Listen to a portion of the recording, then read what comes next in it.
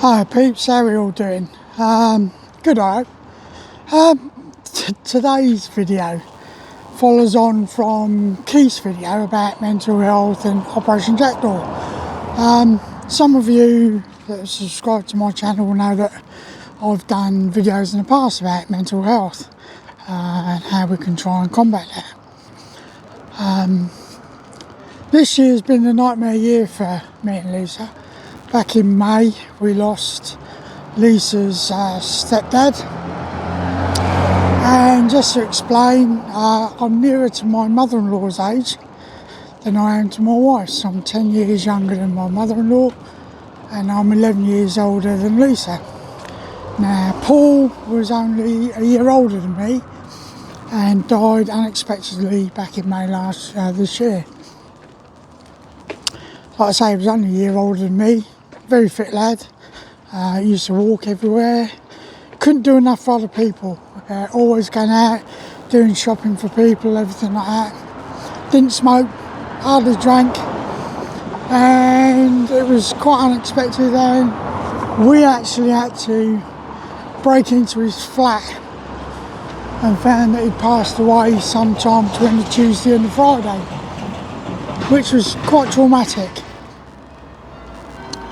Then in August this year, I attempted the Coast to Coast Challenge.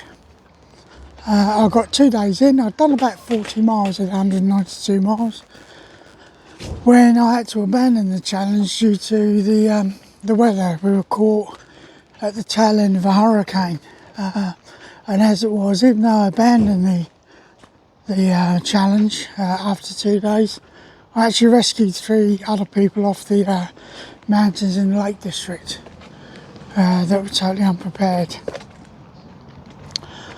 Then September the 1st, just 5 weeks ago, I was out working for DP World Tour at the Belfry at the British Masters, and I suffered a stroke, minor stroke. So I'm recovering from that. And then this morning, after I come back from Loughborough, Lisa rings me to tell me she's been involved in a car accident. Luckily enough, Lisa's okay. Damage to the car, but the driver of the car that hit her, Polish, didn't speak a word of English.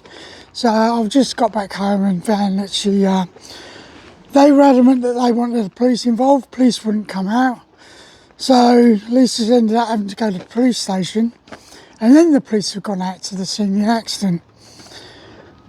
So both of us at the moment feel as though the big man upstairs has got it in for us.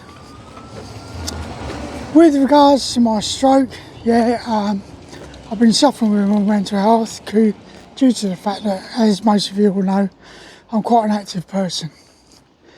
And I've had to slow everything down. But I am a PTSD sufferer. I served for 23 years, served in various areas of the world, conflicts and operations. And it was in 1997 I got posted to what most people used to call 17 Sport and Leisure Time. It's a unit in Southampton, which at the time people like Chris Akabusi, Kelly Holmes, all those used to get posted to, because as a maritime unit in the British Army, there is very little in regards to deployments. Unfortunately, when I joined them in 97, everything had kicked off. Bosnia, Kosovo, the lot. And they became the busiest unit in the British Army due to trying to ferry equipment and stuff out to the various operational theatres. So it was just a few months prior to me leaving the army.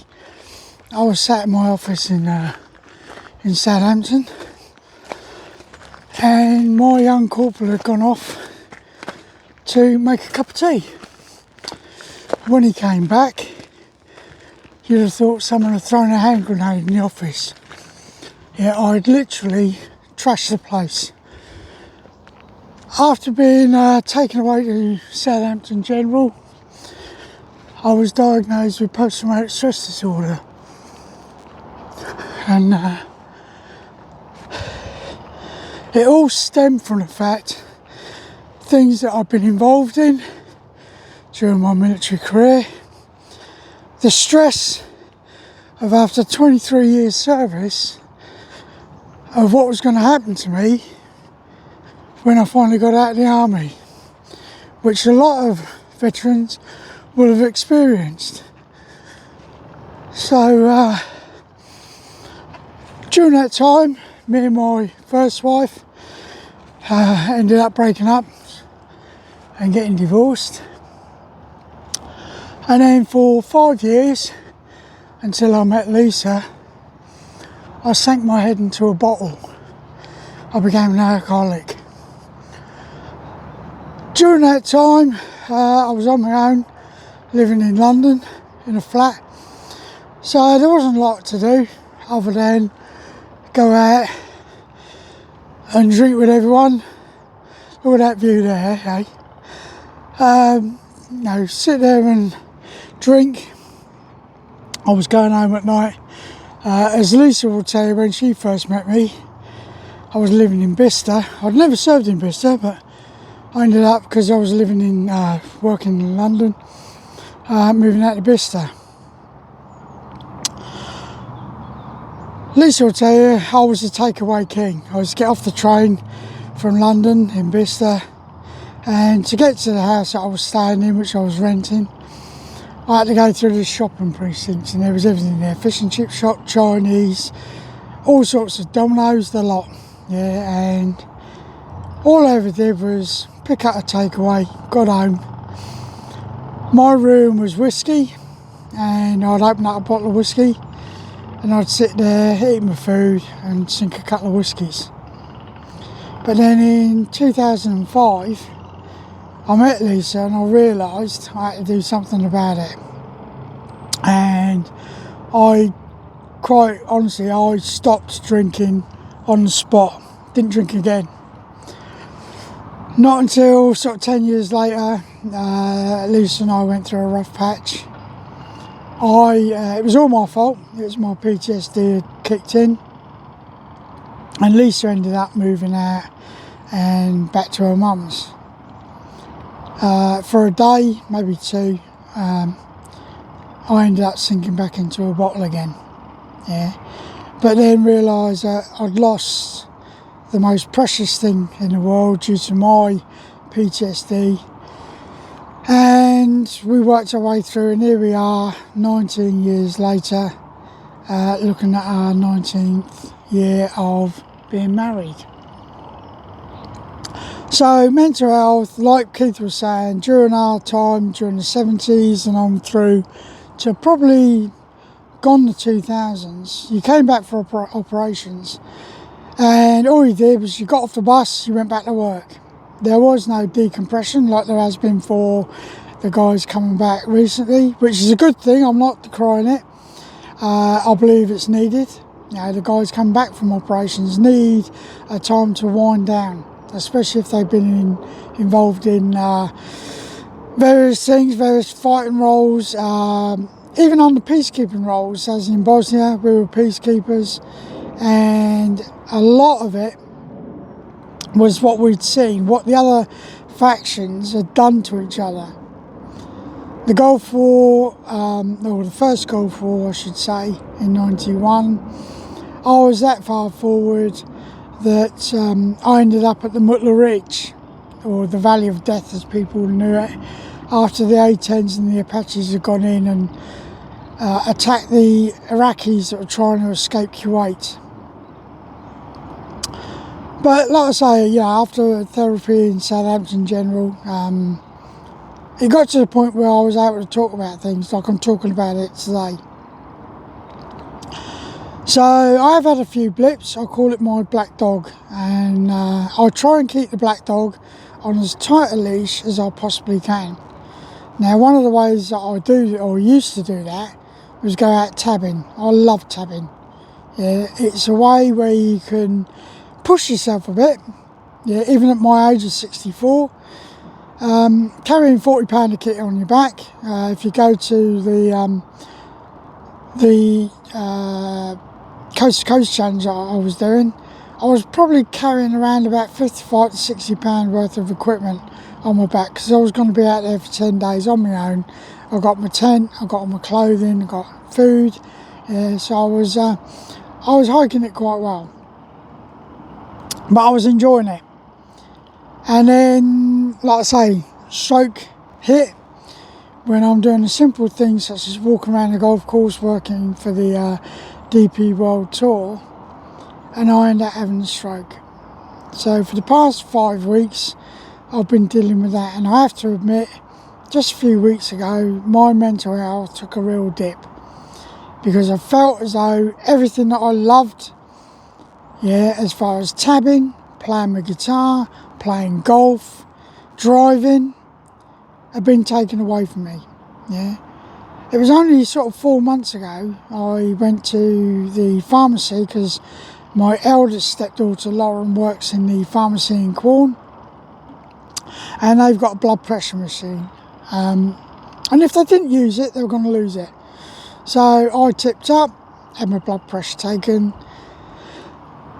Next thing I know, I'm invited to go to the surgery, and I'm then put on medication for high blood pressure, which was a bit of a shock. I never thought it was an issue. So the next thing I know, after blood tests and everything, I'm told I've got high cholesterol. So I'm on more medication for high cholesterol. After that, just literally about 2 weeks before I had the stroke, I get diagnosed with type 2 diabetes. And as the diabetic nurse, who has known me for a long while, because I have to have a what they call a libido injection. It's a testosterone injection every 12 weeks after I got diagnosed with cancer in 2006. And Sarah just looked at me and said, "Nobby, you, type 2 diabetic, you're having a laugh. I know how fit you are. I know how you try and keep yourself fit. I know how you eat well, or as well as you think you should be able to, because I'm not going to eat to the way that nutritionists want me to eat, because that means that I wouldn't be eating anything at all that I like. Yeah, but I don't go out and binge on junk food or anything like that. I do like to cook. You know, we make our own food, but I moderate it. And like I say to most people, if you eat well in moderation, yeah, you shouldn't have a problem. But like I say, the stroke really hit home, and I took a bit of a nosedive. So what did I do about it? I got in touch with my therapy nurse, the stroke therapy nurse. Sonia came round, and even she said to me, after I'd left the hospital, after 3 days, my goals and everything, I was very upbeat about the fact that I was going to beat this. And that was the way I felt. But as the days went by and I was exercising, maybe it was me trying to bigger anticipation than I thought. Yeah, I felt that, hold on, I'm getting nowhere here. Yeah, my hand, I couldn't manipulate my fingers. So Sonia got in touch with me with Dr. Ammo, who's a therapist. Yeah, spoke with Dr. Ammo, and we were chatting for a good hour or more on an online session, and I was explaining to him about how I was prior to the stroke and everything like that. And as he said to me, people I've spoken to, Nobby, he said, tell me that you have got one of the most determined minds going. He said, and I find it hard to believe that you're needing therapy the way you are. But I said to him, well, Doc, I said, you're the professional. This is where I need your help.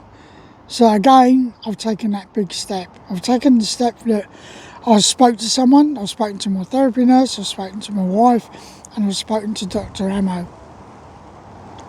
And what I've determined from there is I've got to slow things down. I've got to realise that my goals of playing my guitar, playing golf, going out tabbing, it's going to be long term. It's not going to be a quick fix.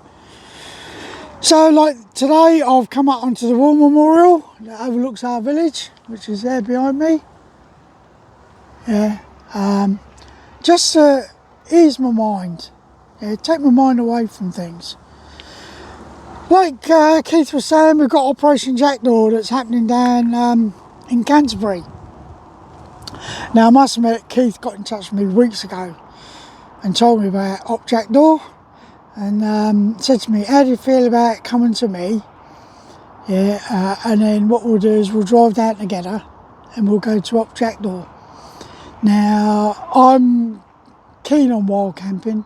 During the coast to coast walk, that was my intention. I was going to be wild camping, so I was carrying all my kit for that. Yeah, I've got no adversity to lying on the floor. I'll go to a regimental weekend most years and we climb Penny Fan. And we all camp out, even though the National Trust say we're not allowed to. But the way we look at it, you know, it's a way of us all getting together and bantering and going up the mountain and reminiscing. So that's what we do. So mental health, all I will say is to anyone that is suffering with their mental health, now you don't have to be an ex-squaddy or an ex-serviceman to suffer with mental health, yeah, or get PTSD. I know of a few civilian friends who have been in touch with me after seeing some of my videos on mental health and found out that they've had traumas that they've experienced in civilian life, yeah, especially in the emergency service such as police, fire brigade and ambulance service. But there's people outside of those as well that have had some sort of trauma. Now my very first traumatic incident was when my nan died back in 1971. Yeah, Nan was the light of my life, absolute light of my life, and every single day I remember my nan. I was only 11 years old and I lost my nan. I joined the army in 77. I was in Borden on my trade training in 78. I'd only been there 2 days in Borden when I got called into the admin office to be told that my grandfather had died as well, on my dad's side. So I lost my dad. In 1981, after coming back from a UN tour in Cyprus, I met a young lad in Tidworth at 66 Squad RCT. He'd moved into my bed space while I'd been away. And of course, when I came back, I turfed him out. Bloke called Brummy Vine, or Andrew Vine is his real name. Now, we went to Tavistock down in Devon on an adventure training exercise.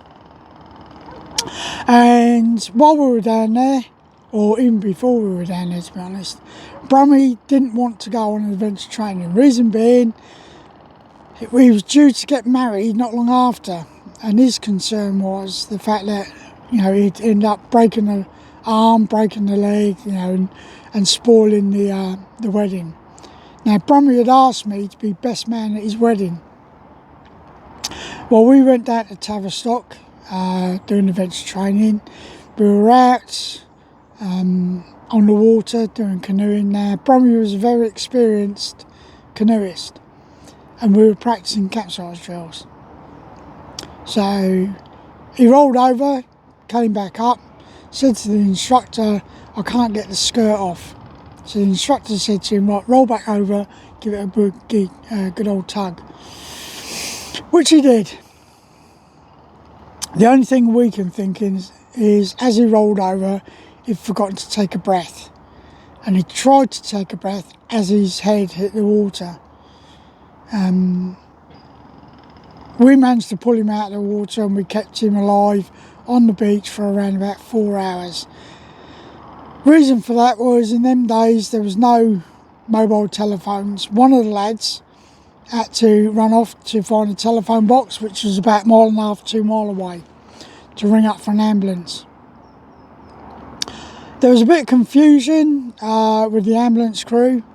The ambulance finally arrived after a couple of hours, no blues and twos, which really peed me off. Yeah, and speaking to the ambulance crew on the day, what it was, they'd been told there's a body in the water, go down and collect it. They hadn't been told that we were giving first aid to Brummy at the time. Now, out of the crew of us that were there was probably a dozen of us. Each of us took turns and either give him mouth to mouth or give him chest compressions. And I will never forget, it was a recovery mechanic called Dave Whitfield from 66 Squad and RCT Workshops. Dave was actually giving Brummy mouth to mouth resuscitation, and Brummy involuntarily threw up into Dave's mouth. Dave took his head away, spat the vomit out, got back down and gave mouth to mouth resuscitation. That was the camaraderie that was amongst us at the time. Eventually they got a air sea rescue helicopter out to us. In fact, 2 turned up. And when the doctor got off the helicopter and came and sort of checked the vital signs of Brummy, he turned around and said, "No, he's gone." And I refused his advice. I said, if you feel into his groin, you'll find that there's a faint pulse there. Which the doctor did. Found the pulse. We got Brummy loaded onto the helicopter and they flew off to the hospital in Plymouth. So we left the beach, went back to the barracks near Tavistock. By the time we got back there, the Sergeant Major called me over and said, "I need to have a word." And I said, "What's up?" He said, "Brummy's died." I said, "No, he hasn't. We kept him alive on the beach." He went, "No, he's got to the hospital and he's given up and he's died." Like I say, I was supposed to have been best man at Brummy's wedding. Unfortunately, the day of Brummy's funeral fell on the day that he should have been getting married, and instead of being best man at his wedding, I ended up as head pallbearer at his funeral. I kept it together right the way up until the funeral. The rest of the guys had all broken down emotionally. We'd actually been into the pub in Tavistock where we'd been frequenting, and the landlord even asked as we walked in, "Where's Brummy then?" So we explained to him. Now, we had actually asked for some assistance from the Royal Marines who were out on Oakhampton camp at the time on Dartmoor. And we knew they were there. We managed to get the phone number for Oakhampton camp and asked if they could release a helicopter, and they refused. That night in the pub, a young Royal Marine walked in with his Royal Marine t-shirt on, and the landlord of the pub actually said to him, "If I was you, mate, I'd walk out now." Well, this young lad came over and apologised, and we accepted his apology because it wasn't down to him. Yeah, but the fact was, as far as we were concerned, the Royal Marines had let us down. So I lost Brummy. I'd lost my nan, I'd lost my granddad, I then lost Brummy. And then through my career, I lost various other people in various conflicts. Even to this day, I remember these guys, and that's why this whole thing about turning your back at remembrance for me isn't a done thing. Remembrance for me is a solemn time for me to remember my friends.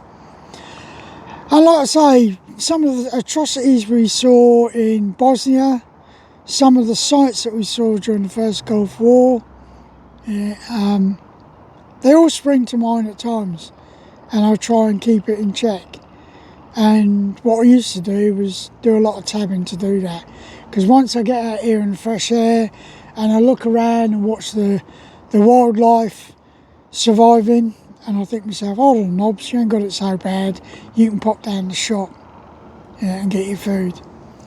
But like I say, this past couple of months since May, I really do wonder, and I'm not a religious person at all, I never have been. I just wonder if the big man upstairs has got it in for me, because this last couple of months it's been one thing after another. But the only thing I can do is suck it all in, speak to people about it, like doing this video, speaking to my wife, speaking to my family and friends. Yeah, because I find that speaking to people tends to release some of the pressure. But I really cannot wait for this year 2024 to end, because hopefully 2025 is going to be a new beginning. Hopefully by that time I'm back to playing my guitar, back to playing golf, going out for bigger tabs than what I've done. I've probably only come no more than about half a mile, if that, quarter of a mile, half a mile, up to the memorial, and getting back out and doing at least a 5 mile tab. A lot of you will know I used to do somewhere in the region of 12 to 14 miles of a weekend. Sometimes I've even done 30. But that's what I used to enjoy, and I'm hoping I can get back to that. But to all of you out there, if you feel that your mental health has taken a nosedive, please, please, please take that big step. Speak to someone. Speak to someone that's either a professional, or speak to someone that you think you can rely on and will be able to give you some advice. I am more than happy to contact people and speak about mental health. Yeah, I've been through it. I would not like to see other people go through the same thing. So I'm going to finish my video on this. My mate Keith, yeah, Object Door, yeah, we're up for it, mate. We're going for it. But I'm going to come round and see you and Trace around beforehand, obviously. So, like Keith says, if you want to subscribe to my channel, please feel free to do so. I'm not begging you, I'm not forcing you. You've got your own mind, same as these people that want to turn their back on Keir Starmer. You've got your own mind, you do what you want to do. Yeah, but if you want to join me and you want to listen to more my, I'm trying to think of the right word for this besides swearing, banter, yeah, we'll use that one, yeah. I look forward to you joining me, and there will be more coming up in the near future. So, as Keith says, stay strong and let's tab.